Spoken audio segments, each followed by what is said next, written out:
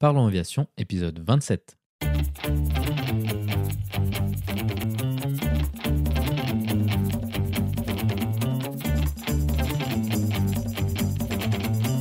Parlons Aviation, le podcast où on parle de tout ce qui vole.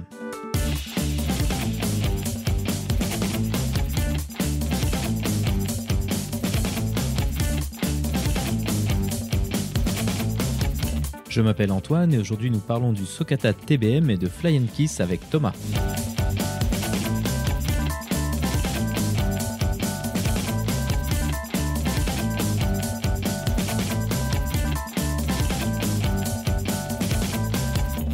Et ce sera tout pour cette semaine car cette discussion prendra tout le temps que nous avons à notre disposition.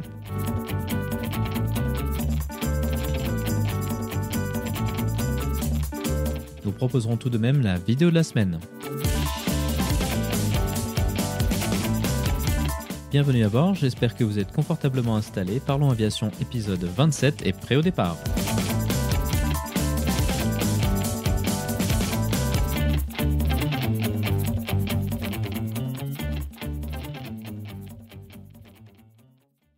Bonjour et bienvenue dans le 27e épisode de ce podcast.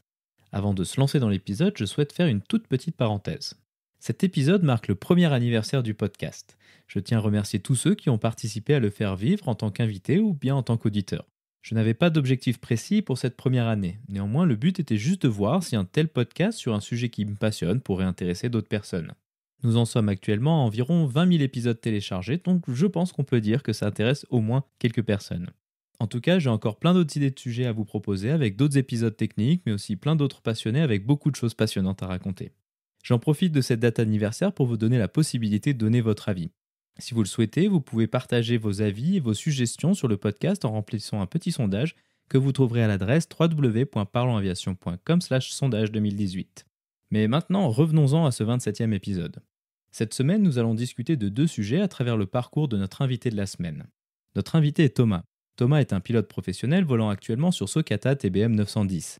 Il nous racontera son parcours en partant de sa formation initiale en tant qu'ingénieur en télécom jusqu'à aujourd'hui.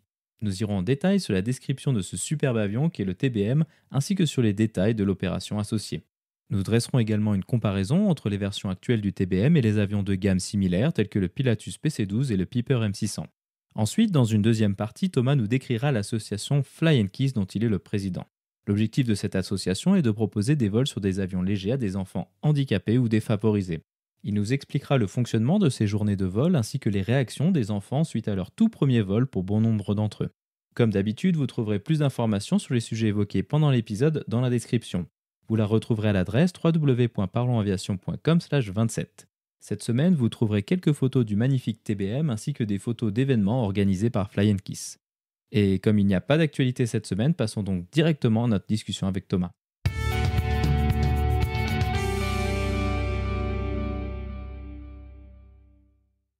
Bonjour Thomas et bienvenue sur Parlons Aviation. Peux-tu nous parler de ton parcours aéronautique ? Et bonjour Antoine, déjà merci de m'avoir contacté. Écoute, moi j'ai très tôt eu envie de piloter des avions. Je me souviens étant jeune adolescent, avoir demandé à mes parents si je pouvais aller apprendre à piloter. De mémoire, on avait dû se renseigner sur le coût d'une formation PPL et bon, c'était pas dans nos moyens. Et je me suis mis à faire du modèle réduit pendant une bonne dizaine d'années. Donc il y avait le virus aéronautique qui était là, hein. Il m'a appris beaucoup de choses. Construire des avions de A à Z permet de bien comprendre comment ça fonctionne. Puis voilà, la vie a fait que je me suis retrouvé à travailler 3 ans chez Air France à la fin de mes études. Et ce qui m'a permis finalement de prendre connaissance qu'il existait un aéroclub Air France à Toussus-le-Noble, dans lequel, en tant que salarié d'Air France, j'avais la possibilité d'obtenir des tarifs un peu moins élevés que les autres. Et puis, je venais d'obtenir mes premiers salaires et je me suis dit, eh bien, pourquoi pas ? Je me suis lancé dans ma formation PPL, c'était de ça en 2005, je crois, 5 ou 6. Et finalement, rapidement, au bout de 10 ou 15 heures, j'ai arrêté pour diverses raisons et familiales et financières. Et puis voilà, la vie a suivi son cours. Je suis devenu papa, tout ça, enfin voilà, plein de choses. J'ai globalement arrêté de penser aéronautique pendant quelques années. La vie a fait que en 2009, eh bien, j'ai eu l'occasion de me lancer pour le coup complètement dans ce projet fou à l'époque, de me dire que les avions, on pouvait les piloter pour le plaisir, mais on pouvait aussi les piloter de façon professionnelle et gagner sa vie avec. Ce que, à l'époque d'ailleurs, jamais personne n'a su, n'a pu ou n'a eu la présence d'esprit de me dire. C'est-à-dire que pourquoi pas finalement faire son métier? Alors je sais pas, peut-être que j'ai pas rencontré les bonnes personnes ou je sais pas. Et donc voilà, en 2009, j'ai pris la décision d'arrêter de travailler du métier que je faisais à l'époque. En fait, pendant 10 ans, j'ai été responsable de projet dans l'informatique et les télécoms. Et donc, j'ai arrêté de travailler et je me suis lancé complètement dans mon parcours professionnel de pilote de ligne. Donc tu t'es lancé dans une formation de pilote professionnel. Comment est-ce que tu as fait les choix face auxquels tout le monde se retrouve, donc les choix de l'école et du déroulement pratique de la formation? Il y a différentes choses. En 2009, Internet marchait déjà très très bien à l'époque. Donc forcément, comme tout le monde, tu commences à te renseigner sur Internet, à savoir comment on peut faire, qu'est-ce qu'il faut faire, combien de temps ça dure, combien ça coûte. Tu te renseignes aussi sur les notes, j'allais dire les appréciations des écoles, puisque tu as envie de faire les choses bien. Et puis, il y a aussi un côté très pratique et logistique, à savoir qu'à l'époque, j'étais déjà 2 fois papa et je me voyais mal partir 1 an ou 1 an et demi loin de ma famille pour vivre mon rêve.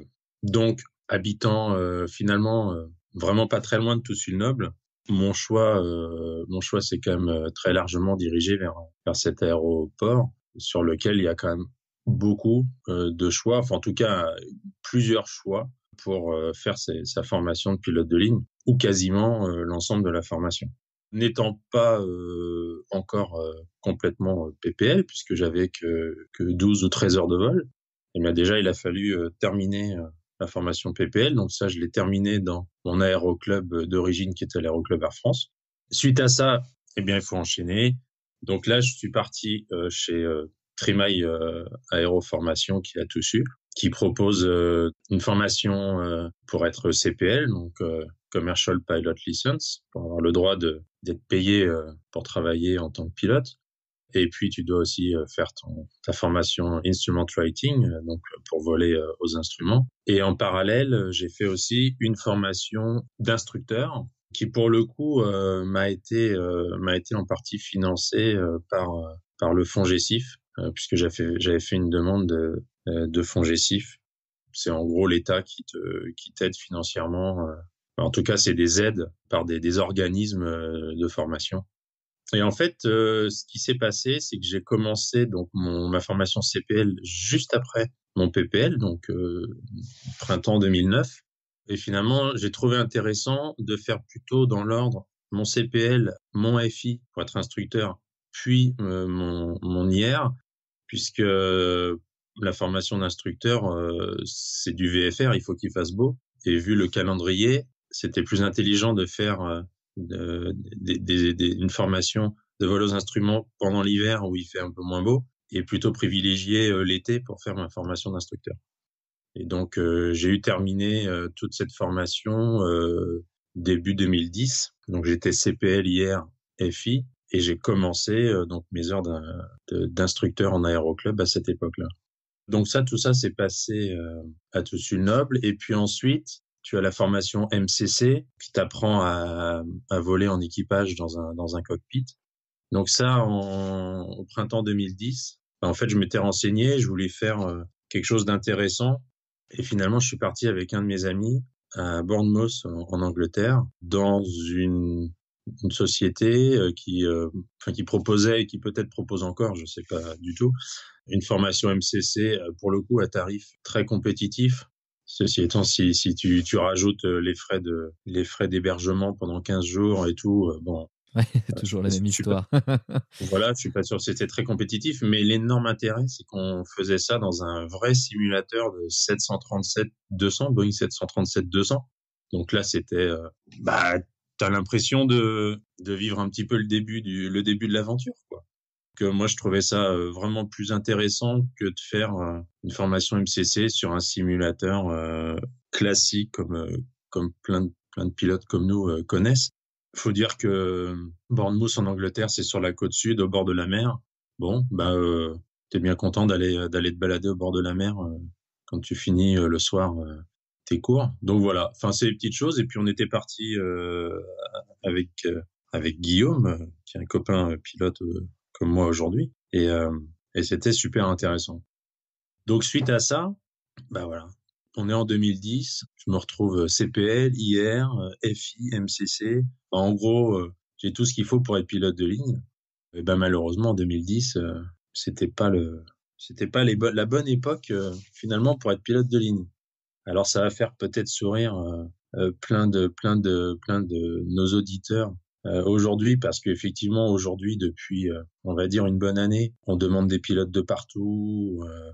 Alors les sociétés aujourd'hui, les compagnies aériennes demandent encore des pilotes avec un peu d'expérience et autres, mais quand même globalement aujourd'hui, quand on veut, on peut. À l'époque en 2010, quand on voulait, on pouvait pas forcément. L'énorme avantage que j'avais, c'est que j'étais instructeur. J'étais dans un aéroclub, l'aéroclub de Versailles à Saint-Cyr-l'École, qui m'a super bien accueilli, dans lequel j'ai fait beaucoup d'heures à l'époque. Et voilà, tu vis ta passion comme ça, en gardant toujours à l'esprit qu'un jour les choses vont se déboucher, et puis que cette formation de pilote de ligne va vraiment servir à quelque chose. Et puis, je pense que j'ai eu la chance de rencontrer des bonnes personnes qui m'ont fait monter régulièrement sur des avions en tant qu'instructeur, de plus en plus intéressant. J'ai commencé à faire de l'instruction à Toussul-Noble sur des Cirrus, sur des Mooney, voilà, qui sont des avions qui commencent à sortir un petit peu du quotidien du pilote de loisirs d'aéroclub. Alors attention, hein, faut pas se méprendre dans ce que je dis. Piloter des DR400, des PA28, encore aujourd'hui, j'en éprouve un plaisir énorme. Mais voilà, tu commences à changer un peu de machine, et puis tu gardes toujours en tête l'espoir qu'un jour tu vas arriver à vivre de tout ça. À ce moment-là, j'ai décidé avec mon meilleur ami de tenter l'aventure aéronautique et de se laisser quelques mois pour voir si potentiellement une société de service aéronautique pouvait être judicieuse, être un choix judicieux. Donc je me suis lancé dans cette aventure avec lui, et encore une fois, j'ai eu beaucoup de chance puisque j'ai croisé sûrement les bonnes personnes. En tout cas, les personnes qui m'ont donné la chance de pouvoir réellement tenter l'aventure dans le monde de l'aviation d'affaires. Et c'est comme ça que je suis arrivé dans le monde du TBM, dans le monde des turbopropulseurs, dans le monde des avions qui sont finalement faits, designés et pensés pour faire de l'aviation d'affaires. Ce qui n'est pas le cas finalement, même pour le meilleur des Cirrus aujourd'hui, qui reste un avion qui, quand il va véritablement faire pas beau, quand il va véritablement faire du givrage dans des conditions hivernales un petit peu compliquées, voilà, va être limité. En tout cas, il faut vraiment que le pilote se limite là-dessus. Les avions type TBM, type Pilatus et autres gros turbopropulseurs, eux sont vraiment faits pour. En tout cas, on va dire qu'il y a 95% des météos dans lesquels ces avions savent passer. Et donc, j'ai rencontré une bonne personne qui était vraiment, qui est toujours d'ailleurs une personne extrêmement généreuse, et qui m'a permis, à moindre frais, de me lancer dans le monde des TBM. Une fois que tu as réussi à te lancer ta société sur le TBM, qu'est-ce qu'il faut comme formation pour pouvoir piloter un TBM, que ce soit en tant que commandant de bord ou en tant que second, vu que c'est un avion en monopilote? Ça fonctionne comment? Sur la partie formation, je tiens à préciser que notre société, en fait, est une société de mise à disposition d'équipage. C'est-à-dire que on a le droit, réglementairement, de proposer nos services de pilote et ou d'instructeur. Ces services sont pas forcément liés à un type de machine précis. C'est-à-dire que nous, on met à disposition des pilotes pour soit des gens qui ont besoin de safety pilot, pour aller dans des météos dans lesquels ils sont pas à l'aise, ou bien pour des gens qui vont louer des avions et qui font appel à des pilotes indépendants. Voilà. Qu'est-ce qu'il faut pour piloter des TBM aujourd'hui? Le TBM est un avion qui est soumis à ce qu'on appelle une QC, une qualification de classe. Aujourd'hui, il y a différentes qualifications. Les gros avions de ligne ou les gros jets d'affaires sont des QT, des qualifications de type qui, elles, sont valables 1 an. C'est-à-dire que tous les ans, tu dois repasser un test de prorogation. Les QC, les qualifications de classe, sont valables 2 ans, au même titre qu'une SEP, un Single Engine Piston, qui est tous nos petits monomoteurs, qui sont valables 2 ans comme des classes. Donc pour ça, pour passer la QC du TBM, eh bien tu dois passer dans un centre de formation agréé. À l'époque, je l'ai passé chez Airways Formation, basé à Agen. J'ai eu la chance d'ailleurs de faire ma formation avec un instructeur absolument génial qui s'appelle Sylvain, qui m'a appris à voler sur cet avion de manière incroyable, de le connaître sur le bout des doigts. Et puis voilà, il en avait beaucoup d'heures à l'époque. Et d'ailleurs, pour la petite anecdote, bon, j'étais déjà instructeur. Je sais plus, je crois que j'avais déjà un peu plus de 1000 heures de vol. Et donc, on a décidé vraiment de pousser la qualification dans la partie pilotage au maximum de ce qu'on pouvait. Pourquoi? Parce que je suis arrivé à l'époque avec des préjugés, on va dire, des préjugés de bar d'aéroclub où quand tu te dis que tu vas piloter un mono-turbopropulseur, là, tout le monde t'explique ouh là là, attention, c'est dangereux parce qu'il y a beaucoup de puissance, parce qu'il y a beaucoup de chevaux et parce que lorsque tu remets, par exemple, tu fais une remise de gaz pleine puissance, il y a un risque, en tout cas, l'avion va tourner autour de l'hélice à cause du couple phénoménal qu'il y a. Et donc moi, j'ai voulu lever tous ces doutes. J'ai voulu faire en sorte d'être en pleine confiance avec l'avion sur lequel j'allais voler. Et je peux te dire que aujourd'hui, le TBM est un avion. Bon là, je déborde un peu sur le TBM, mais le TBM est un avion incroyablement safe, incroyablement performant. Alors bien entendu, quand tu te mets dans des conditions juste avant la vitesse de décrochage et que tu remets tous les chevaux en route, oui, c'est un avion qui se pilote comme tous les avions. Mais c'est un avion qui est vraiment sain. Il a été conçu de façon saine et il vole vraiment de façon très très saine. Et c'est un avion qui aujourd'hui est finalement assez simple à piloter, surtout sur les dernières versions. Ce que Daher a su créer pour aider le pilote vraiment t'aide beaucoup et voilà. Donc voilà, on en vient à la partie sur le TBM. C'est un avion qui est relativement méconnu du grand public, probablement car on ne le retrouve pas vraiment dans des compagnies aériennes ou sur des grands aéroports que côtoient fréquemment les passagers. Comment est-ce que tu décrirais le TBM pour quelqu'un qui ne connaît pas nécessairement cet avion? Alors le TBM, donc c'est un mono-turbopropulseur. C'est un avion qui dispose de 6 sièges à l'intérieur. Donc tu as 2 sièges qu'on va appeler 2 sièges pilotes face au cockpit. Et puis en place arrière, tu peux éventuellement retourner les sièges en fonction de tes besoins. Mais sinon, tu as 4 sièges qu'on appelle en business club, c'est-à-dire comme dans un TGV avec une petite table entre les 4 sièges.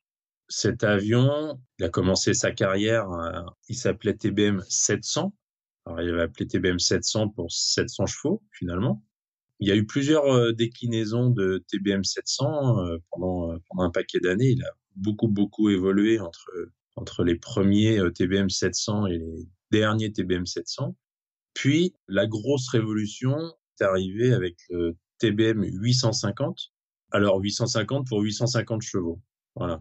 Donc, une plus grosse turbine, enfin, en tout cas, une turbine avec plus de puissance, plus d'équipement. Enfin, voilà, c'est un avion qui a su vivre avec son temps dans l'évolution. D'ailleurs, Daher Sokata a toujours su faire en sorte que les avions soient, les derniers avions soient vraiment poussés à la pointe de ce qui se faisait toujours en son temps. Et puis est arrivé après les TBM 850, le TBM 900. Alors là, pour le coup, ben c'est pas 900 chevaux, c'est toujours 850 chevaux. Voilà, donc c'est ce qui fait se perdre un petit peu quand on connaît pas bien la gamme. Bah c'est pareil, entre le TBM 850 et le TBM 900, il y a eu énormément d'évolutions, beaucoup de choses nouvelles. Et aujourd'hui, en tout cas au catalogue, Daher propose des TBM 910 et des TBM 930. Alors le TBM 910 et le TBM 930 sont exactement les mêmes avions, hormis l'avionique, à savoir que sur un TBM 910, tu auras le dernier Garmin 1000 NXI, alors que sur un TBM 930, tu auras du Garmin 3000 avec des petits touchpads tactiles. Mais sinon, la structure est exactement la même. Et il faut savoir, pour l'anecdote, que entre le premier TBM 700 et le dernier TBM 930, globalement, la structure est la même, le fuselage est le même. Alors, il y a pas mal de choses qui ont changé dessus, mais l'avion et la grande partie de l'aile et du fuselage sont les mêmes. Alors aujourd'hui, c'est sûr qu'entre un premier TBM 700 et un dernier TBM d'aujourd'hui, ce sont quand même pas les mêmes avions, hein. Qu'est-ce que va être le prochain? Aujourd'hui, ça spécule, hein. Daher nous avait mis comme habitude de sortir, voilà, des nouveaux avions de façon assez régulière, avec pas mal de nouvelles innovations. Aujourd'hui, voilà, moi, ça fait 4 ans que je baigne dans le milieu des TBM, et là, on trépigne un petit peu d'impatience quand on est passionné, parce qu'on se dit: «Qu'est-ce qu'ils vont nous sortir?» Aujourd'hui, je peux te promettre que les TBM nouvelle génération sont des avions qui sont ultra aboutis et sur lesquels on ne sait même pas nous-mêmes ce qu'on pourrait améliorer. Voilà, on se dit Pas mal, ouais. voilà, ouais, mais véritablement, on est là, on est dans l'avion, on vole sur cet avion régulièrement et on se dit mais qu'est-ce qu'on pourrait améliorer sur ce nouvel avion? Donc je me dis, mais ça c'est une pensée très personnelle, mais c'est intéressant. Qu'est-ce que va être le futur? Parce que je suis sûr qu'ils travaillent, ils ont dans les cartons des choses. Alors, j'ai beau connaître très très bien beaucoup de gens chez Daher, malheureusement, il y a rien qui filtre, hein. Il faut savoir que pour ceux qui avaient un peu suivi l'histoire, quand ils ont sorti le TBM 900, ils ont invité tout un tas de... Ils ont fait un gros show, ils ont invité tout un tas de journalistes et autres, et ils ont dévoilé le TBM 900. Il n'y en avait pas un qui était au courant. Voilà. Pas C'est-à-dire mal, qu'ils ouais. ont... Et alors, pour la petite anecdote, ça, je trouve ça assez fabuleux. Ils ont quand même dévoilé au grand public un avion qui était vendable, c'est-à-dire qui avait été testé en vol et autres. Et donc tu te dis, mais comment c'est possible de faire des tests d'un avion et que personne soit au courant? Eh ben ils ont eu la grande idée finalement de prendre tous les spotters, puisqu'il faut savoir que Daher fabrique ses avions à Tarbes, dans le sud de la France, et ils ont mis dans la confidence tous les gens qui allaient fatalement être au courant. Donc les contrôleurs aériens, les spotters, Trop voilà. fort. Et là on dit, bah voilà, si ça vous branche, on joue le jeu tous ensemble. C'est-à-dire vous êtes au courant, machin, mais personne n'en parle. Et ben ça a marché parce qu'ils ont su vraiment développer un nouvel avion qui pour le coup était vraiment reconnaissable parce qu'il y avait des winglets, il y avait des nouvelles entrées d'air, enfin il y avait plein de choses qui différenciaient du TBM 850. N'importe quel spotter aurait tout de suite vu qu'il y avait un nouvel avion qui venait de sortir du hangar, quoi. Voilà. Donc aujourd'hui, il y a peut-être quelque chose qui se trame, je sais pas. En tout cas, les dernières versions de TBM, à mon sens, sont ultra abouties. Donc, je sais pas. C'est déjà, il faut savoir que le TBM est aujourd'hui le mono turbopropulseur le plus rapide sur le marché au monde. J'imagine que Daher veut en tout cas garder cette étiquette de turbopropulseurs les plus rapides. Donc, il va falloir qu'ils nous sortent vraiment un truc top, soit un avion encore plus rapide, mais je pense qu'aujourd'hui, au niveau de la structure, on est arrivé au bout de ce qu'on pouvait faire. Donc, peut-être un avion plus gros, peut-être un avion différent, je sais pas. Mais en tout cas, j'ai hâte de découvrir ce qui va se passer. Donc tu parlais du TBM par rapport aux autres machines de sa catégorie. Donc typiquement, si on pense aux autres mono-turbopropulseurs, on va penser à la gamme chez Piper, donc avec le Meridian et maintenant le M600 et le PC12. Quels sont un peu les avantages et les inconvénients du TBM par rapport à ces deux machines et comment est-ce qu'ils se positionnent? Alors, la question est très intéressante. Je connais vraiment très très bien la gamme TBM. Je connais moyennement bien la gamme Pilatus PC12 parce que j'ai des clients qui ont eu souhaité à l'époque monter sur cette gamme-là, donc j'étais quand même pas mal intéressé à l'avion. Pour le coup, je connais pas très très bien le M600. Ce que je peux dire, en tout cas sur ce que je sais par rapport à la gamme Piper, c'est que le M600 est quand même pas au niveau du TBM. Ce que je pourrais dire pour les gens qui connaissent pas, à mon sens, c'est Piper est une gamme, en tout cas en termes de performance. Alors dans ce que j'appelle performance, c'est la vitesse de l'avion, c'est sa capacité de chargement. Voilà, enfin c'est vraiment ce dont on va avoir besoin au quotidien en tant que pilote ou propriétaire d'avion. Le M600 est quand même une gamme en dessous. Il est un peu moins puissant, il est moins rapide, il charge moins en charge utile, donc moins de passagers, moins de bagages, moins de fuel, mais il vaut aussi un peu moins cher. Malgré tout, alors là, c'est un avis qui est très personnel, je le trouve peut-être un peu trop cher par rapport à sa gamme. Parce que quand on regarde un TBM, il est, alors je vais parler que sur du neuf, hein, parce qu'après le marché de l'occasion est très changeant. Sur du neuf, un TBM est un peu plus cher. Alors, je voudrais pas me mettre mal ni avec Piper, ni avec TBM, ni avec Pilatus. Attention, hein, ce sont que des avis très personnels. Mais je pense qu'aujourd'hui, le M600 est pas forcément très bien placé dans sa catégorie. En tout cas, en termes de budget. Je vais essayer de pas dire trop de bêtises, mais il me semble que Daher fabrique une petite centaine d'avions par an, neufs. Sur cette petite centaine d'avions, il y en a, je pense, 90% qui partent aux États-Unis.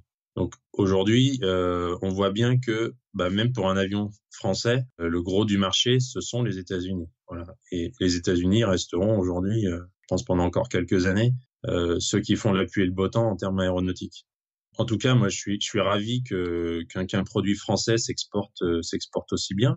Finalement, en Europe, on en a quand même beaucoup qui volent. Mais c'est vrai qu'aux États-Unis, il y a une énorme communauté, même autour des TBM, où là, chaque avion a, il y a une association qui s'appelle l'AOPA, et en fait, dans l'AOPA, chaque type d'avion a sa déclinaison. Et donc, chez TBM, on a ce qu'on appelle le TBM OPA, qui est en fait une association de pilotes et propriétaires de TBM. Et chaque type d'avion, finalement, chez PC12, c'est pareil, ils ont leur communauté.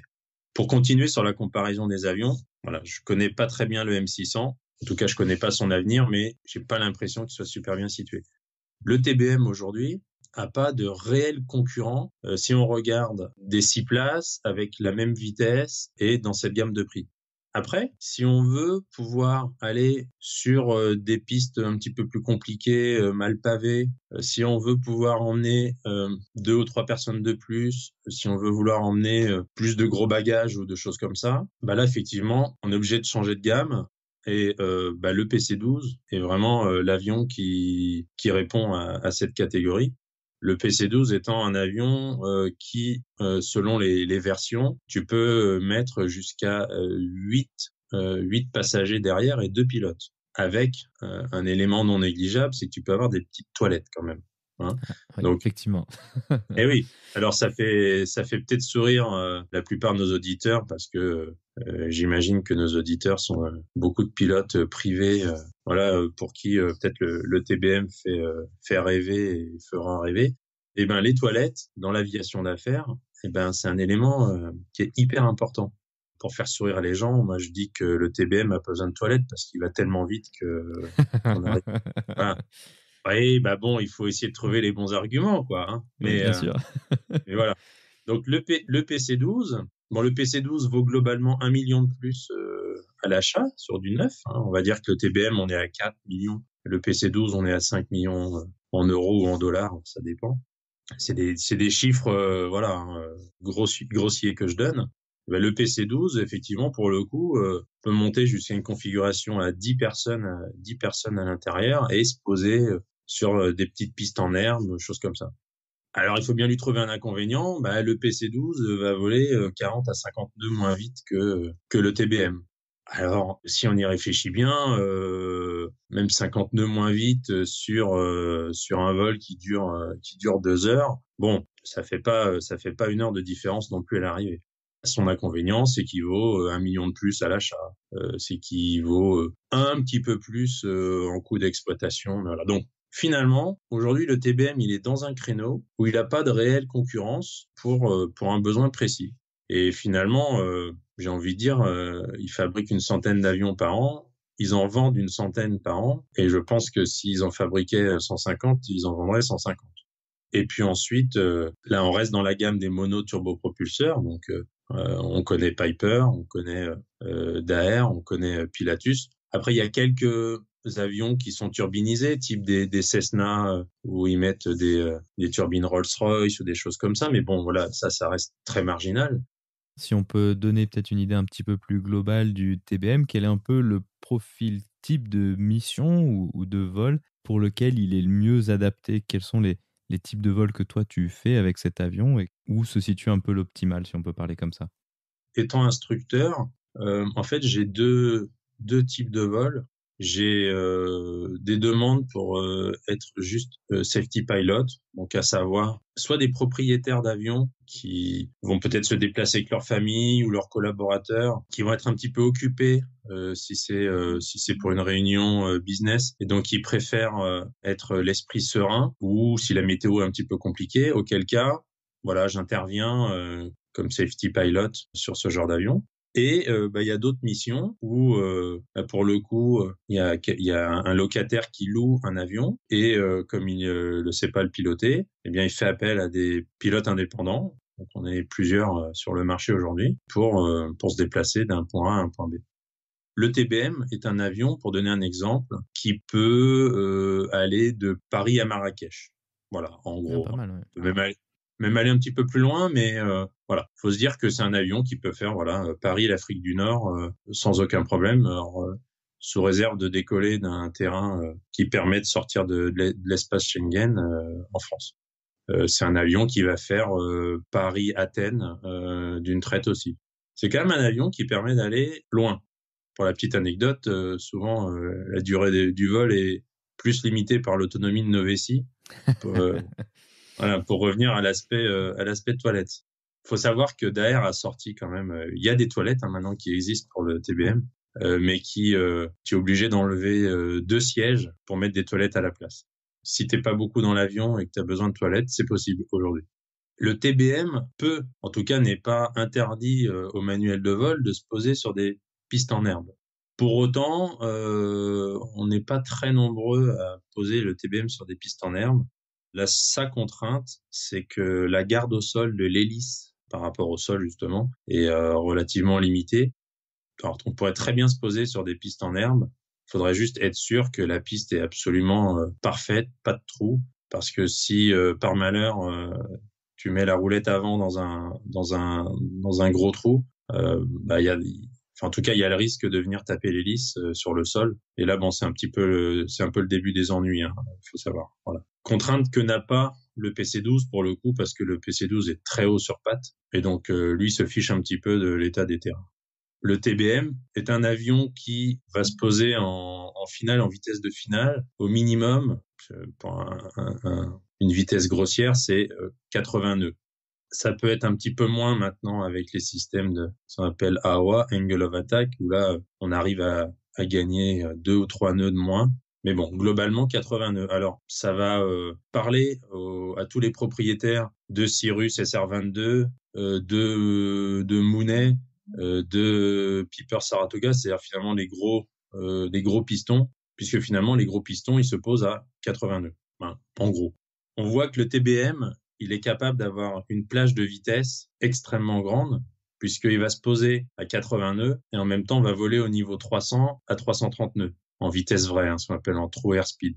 Donc, c'est vraiment un avion qui est extrêmement rapide en croisière, extrêmement rapide en montée, extrêmement rapide en descente. On a une vitesse maximale de 266 nœuds indiquée, donc il faut vraiment forcer le vario pour pouvoir l'atteindre, hein. Donc voilà. En gros, on va dire qu'on est presque pas limité. Et malgré tout, c'est un avion qui se pose avec une vitesse relativement faible pour ce type de machine. Et donc, ça permet d'aller se poser sur des pistes, des petites pistes comme à Belle-Île. Tu vas te poser à Courchevel. On va se poser à la Mole Saint-Tropez. Et puis, on peut aller se poser forcément sur les très, très gros terrains. On a un accès à énormément de terrains. Je pense à Quiberon aussi, voilà, des petites pistes comme ça qui sont hyper demandées par les pilotes de loisirs. Et cet avion-là permet vraiment d'emmener les gens, alors qu'ils soient eux-mêmes pilotes ou alors pas pilotes. On peut vraiment aller se poser sur quasiment toutes les pistes. Donc ça, c'est vraiment top pour ce genre d'aviation. Donc maintenant, on a parlé de la partie TBM de ton parcours. Ce que je te propose maintenant, c'est qu'on s'intéresse à l'association auquel tu participes, qui s'appelle Fly and Kiss. Est-ce que tu peux un peu nous décrire l'objectif et les actions que mène cette association ? Alors, avec grand plaisir. Alors, Fly and Kiss, c'est une association loi 1901. C'est une association reconnue d'intérêt général aujourd'hui. Alors, c'est une association qu'on a créée en 2011, donc ça fait 7 ans aujourd'hui, pour finalement faire voler en avion léger des enfants pour qui le quotidien est pas rose tous les jours. Donc, on s'adresse à des enfants malades, des enfants handicapés, des enfants défavorisés, enfin, des enfants à qui on veut apporter un peu de bonheur sur l'espace d'une après-midi. La jeunesse de l'association, elle est quand même rigolote parce que à l'époque, on était une petite bande de copains et on allait participer à un challenge, un rallye aérien, on va appeler ça comme ça. Ce rallye aérien, l'objectif était de se poser en 24 heures sur le maximum de terrain. Et quand on s'est retrouvés, on s'est dit bon, c'est bien, voilà, on va se faire plaisir, c'est marrant. Mais on a envie d'apporter une dimension plus humaine qu'aéronautique dans ce rallye, puisque finalement, ça restait un rallye aéronautique à la base. Mais on voulait amener quelque chose d'humain derrière tout ça. En plus, hein, c'était une réflexion très personnelle de notre équipe. Et on s'est dit, on s'engage, en tout cas dans le budget qu'on trouvait à l'époque pour faire le rallye, on s'engage à garder suffisamment d'argent pour faire voler 3 enfants à chaque fois qu'on arrive à se poser sur un terrain. Voilà. En gros, on faisait un petit vol de baptême à chaque fois qu'on se posait sur un terrain. Donc l'idée, elle est partie de là. Donc on a créé l'association, puisqu'en fait, il y a un des cofondateurs de l'association, Christophe, qui est aujourd'hui vice-président de l'association, et qui avait la possibilité de trouver une relative grosse somme d'argent à l'époque. Et pour cela, il fallait une structure pour réceptionner cette somme d'argent. Donc, on a créé l'association. Donc, on s'est retrouvé un jour avec des copains. Et d'ailleurs, c'est notre copain Philippe qui a trouvé le nom de l'association, voilà, Fly and Kiss. Et quand il a dit ça, on a fait un énorme brainstorming, plein de noms au tableau et tout. Et puis il y a ça qui est sorti. Puis, c'est génial. Voilà. Donc, pouf, c'est sorti comme ça. Donc, on a créé l'association, on a participé au rallye et on a tenu notre promesse de faire voler des enfants. L'association a été créée en 2011 et on a fait notre première année de baptême avec Fly and Kiss en 2012.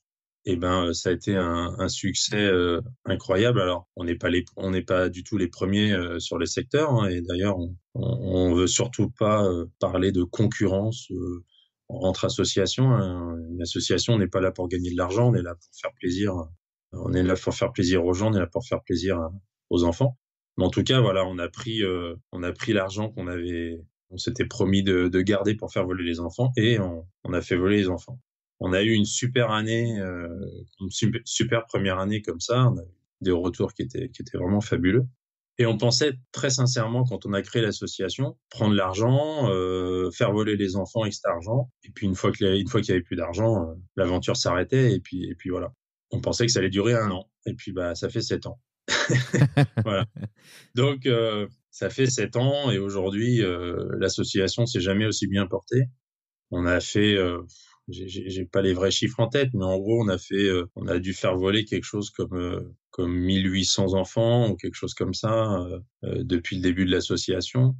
On a fait voler, pour expliquer un peu, on a fait voler des enfants atteints de maladies graves qui sortent des hôpitaux. On a fait voler des enfants sourds. On a fait voler des aveugles. On a fait voler des enfants des services sociaux. On a fait voler des enfants autistes. D'ailleurs, pour la petite anecdote, parce que en 7 ans, enfin des anecdotes, je pense qu'on pourrait en écrire un bouquin.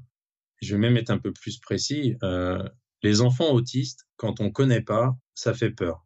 Je me permets de le dire parce que ça a été, je me souviens, notre copain Ludovic, qui est une personne lui-même handicapée, mais qui est un des rares, enfin qui est un des seuls, qui est le seul d'ailleurs, je crois, pilote avec son handicap aujourd'hui, et qui nous a dit, ah, mais on pourrait faire voler les enfants autistes. Nous, on l'a déjà fait sur l'aérodrome des Mureaux et tout. Je le dis, et j'assume. Ça a fait peur au début quand il nous l'a dit, parce qu'on connaît pas, quoi. On se dit, comment ça réagit, qu'est-ce que c'est, voilà. C'est l'inconnu, quoi. Je dis, ok, on le fait. Et donc on a contacté une association qui aide des enfants autistes toute l'année, hein, tout le temps. Et on a mis en place une opération avec que des enfants comme ça. Et là, je crois que ça a été cette fois-là un espèce de déclic, parce que on s'est retrouvé avec.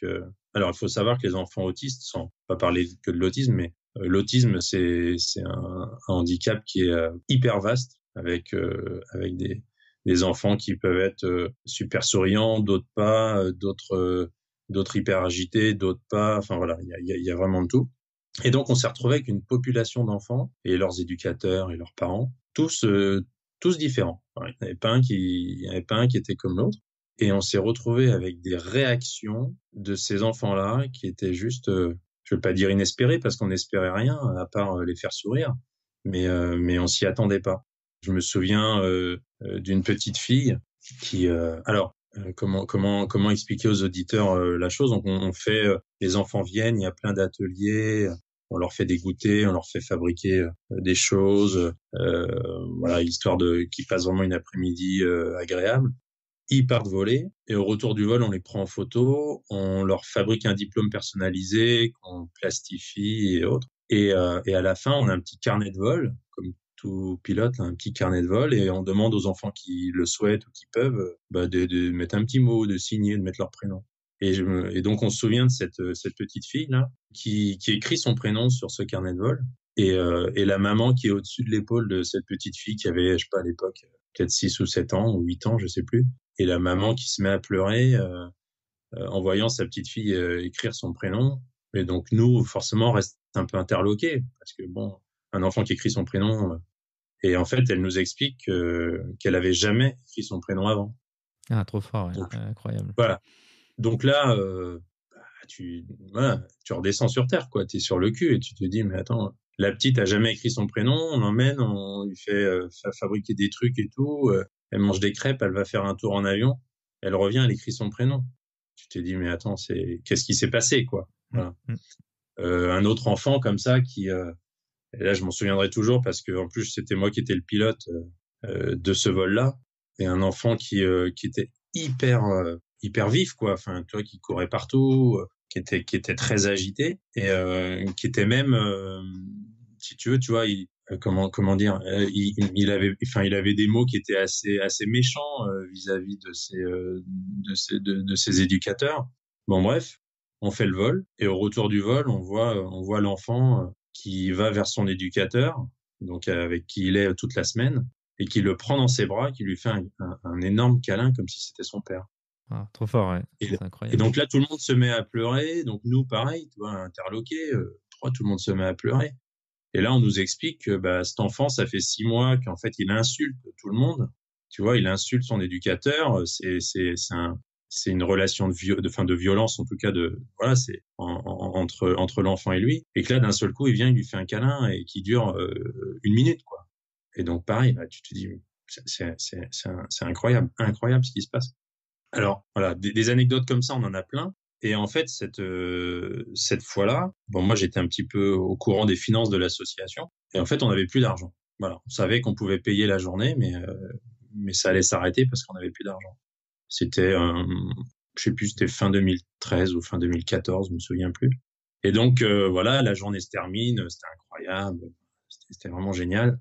Et puis, on se fait un petit débriefing, tous les bénévoles là présents, et puis on dit, bah voilà, c'était cool, mais ça va s'arrêter parce que, enfin, c'était censé s'arrêter parce qu'on n'a plus d'argent. Mais je leur dis, je pense que vous allez être du même avis que moi, mais vu ce qu'on vient de voir aujourd'hui, on n'a pas le droit de s'arrêter, quoi. Il faut continuer, faut continuer à distribuer ce bonheur. Et donc, tout le monde a tapé dans la main et on s'est dit, allez, on va se démener, on va faire tout ce qu'il faut, mais il faut continuer à retrouver de l'argent pour continuer à faire vivre ce truc, quoi.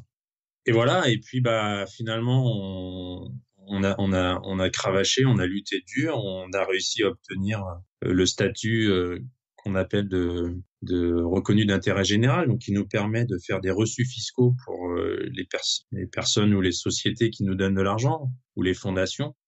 Et donc, ça nous a permis finalement d'accéder à d'autres types de sponsors. Je vais en nommer quelques-uns, mais forcément, les autres vont être déçus, mais je les oublie pas. Mais on a des très gros sponsors comme Total, comme la Fondation Air France, comme Harmonie Mutuelle, enfin voilà. Il y a plein de gros sponsors comme ça qui nous aident énormément et qu'on remercie encore chaleureusement s'ils nous écoutent. Mais tous ces sponsors-là sont soumis au fait qu'on puisse émettre des reçus fiscaux. C'est avec l'administration fiscale, c'est quelque chose qui a duré entre 6 mois et 1 an pour qu'on puisse obtenir ce statut-là. Qu'on a fini par l'obtenir. Il a fallu tout prouver. Aujourd'hui, on est très surveillé au niveau de la trésorerie, hein, parce que voilà, on s'engage en tout cas à ce que l'argent qui est donné à notre association aille réellement dans le but de l'association, voilà, et qu'il n'y ait pas des détournements d'argent ou de l'utilisation d'argent qui est pas judicieuse. Donc ça, là-dessus, on est hyper surveillé et de toute façon, on fait en sorte, et moi en tant que président, je tiens à ce que vraiment nos comptes soient les plus propres possibles. Et d'ailleurs, ils sont à disposition de quiconque voudrait les vérifier. Mais en tout cas, bah voilà, ce jour-là, en 2013 ou 14, là, c'est dit, allez, on va vraiment se donner tous les moyens pour pouvoir continuer cette aventure. Et aujourd'hui, ben, écoute, on est super content parce qu'on a, enfin, toutes les familles, toutes les associations, tous les aéroclubs dans lesquels on est allé, vraiment, enfin, on a une super presse. Tous les gens sont vraiment tellement ravis d'avoir pu faire quelque chose avec nous et nous inversement. Donc on vit vraiment une aventure incroyable. On est aujourd'hui petite cinquantaine, ouais, on est 50 bénévoles. On est vraiment suivi par des sponsors, voilà, qui nous suivent d'année en année. Donc ce qui prouve que quand on nous donne 5 ou 10 000 euros, qui sont des sommes énormes pour nous, et que l'année d'après on nous redonne 10 000 euros, bah, c'est qu'a priori, on a su prouver que les 10 000 euros qu'on nous a donnés, on en a fait bon usage, quoi. Donc aujourd'hui, voilà, c'est vraiment une aventure incroyable. On organise aujourd'hui 4 opérations par an. Et l'idée, donc nous, l'association, on n'a pas d'avion et on n'a pas envie d'en avoir. En fait, on va dans les aéroclubs. Par exemple, je sais pas, je vais te donner un exemple. On va à Chartres. Voilà, on prend contact avec l'aéroclub de Chartres, un aéroclub de Chartres qui est d'accord pour faire l'opération avec nous.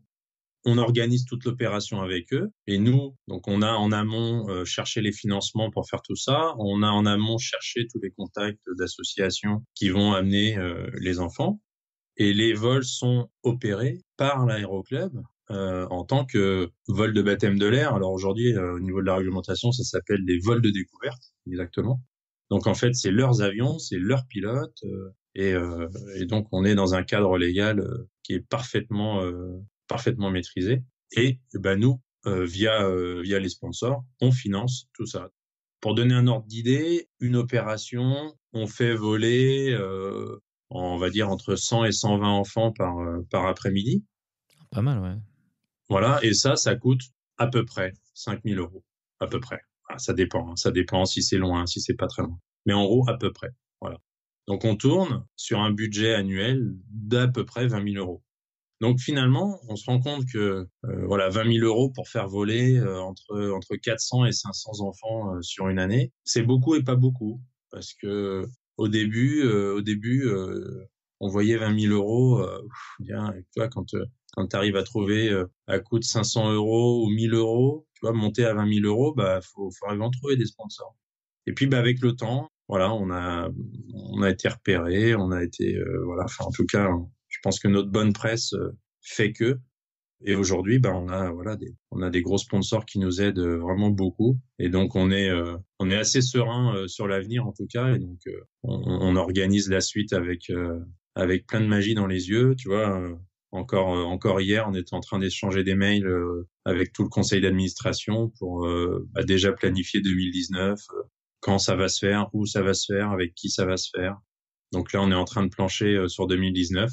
On fait notre assemblée générale en janvier 2019. Et en janvier 2019, bah, on sera capable, le jour de l'assemblée générale, de dire à tout le monde, bah, voilà, les 4 opérations 2019, c'est là, c'est à tel endroit, c'est avec telle personne. Et voilà. Démarrer une année avec le budget nécessaire pour faire l'année, c'est vrai que ça aide, hein, ça aide beaucoup. Donc moi, c'est toutes les questions que j'avais. Est-ce qu'il y a autre chose dont tu voulais parler? Le résumé de tout ça, là, on a parlé de mon parcours, on a parlé de l'avion sur lequel je vole aujourd'hui, même si je vise à voler sur d'autres avions, je pense dans un délai court, puisque j'ai envie de faire un peu comme toi, j'ai aussi envie de faire de l'avion de ligne, tu vois. Ce que j'ai envie d'impulser, en tout cas sur la partie parcours, à tous les jeunes et moins jeunes qui peut-être hésitent aujourd'hui, c'est que surtout, faut pas hésiter. Parce qu'aujourd'hui, là particulièrement, on est dans une dynamique d'emploi qui est vraiment favorable pour les pilotes. Alors, attention, hein, c'est une formation qui coûte de l'argent.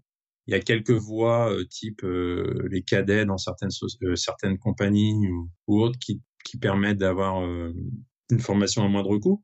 Mais bon, globalement, il y a quand même des banques qui permettent de suivre aujourd'hui et de faire des prêts. C'est un métier qui est juste formidable. C'est un métier il n'y a pas un jour qui ressemble à un autre. Et aujourd'hui, je pense que quand on a ça dans le sang, faut pas hésiter parce que du boulot, il y en a. Il va y en avoir, je pense, de plus en plus. Et particulièrement dans l'aviation d'affaires parce que, il y a beaucoup de pilotes de l'aviation d'affaires qui se font embaucher dans l'aviation de ligne. Et donc, fatalement, l'aviation d'affaires qui continue à se développer, en tout cas même l'existant, on a du mal à trouver des pilotes. Donc, faut se lancer et vivons nos rêves. Ok, parfait. Je pense que ça fait un excellent mot de la fin. Ainsi se conclut donc cette interview. Thomas, merci beaucoup d'avoir accepté de venir partager avec nous ta passion et tes activités associatives. Je souhaite une bonne journée à tout le monde et merci de nous avoir écoutés.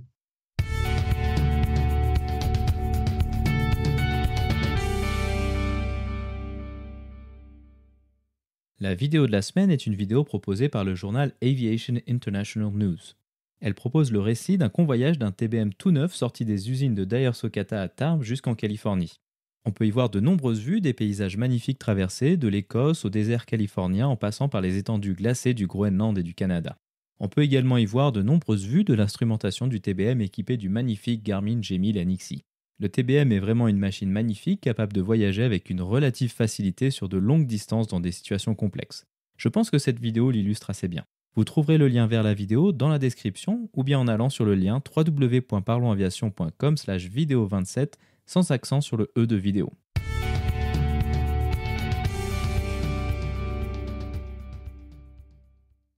Ainsi se conclut donc le 27e épisode de ce podcast. J'espère qu'il vous a plu et je vous invite à vous abonner sur votre application de podcast favori. Également, n'hésitez pas à laisser un avis 5 étoiles sur iTunes, ce qui permettra à d'autres personnes de découvrir ce podcast. Je tiens à remercier Thomas d'avoir accepté de venir partager son parcours et ses activités associatives avec nous. La description de cet épisode est disponible sur notre site web www.parlonsaviation.com/27. Si vous avez des questions, des remarques ou des suggestions, n'hésitez pas à nous contacter sur contact@parlonsaviation.com. Si vous voulez recevoir des notifications lors de la sortie des nouveaux épisodes, vous pouvez vous inscrire à la newsletter dans la barre latérale droite de notre site www.parlonsaviation.com. Vous pouvez également nous suivre sur Twitter, sur @parlonsaviation et sur Facebook. En vous souhaitant des vols nombreux, je vous remercie d'avoir écouté ce 27e épisode de Parlons Aviation.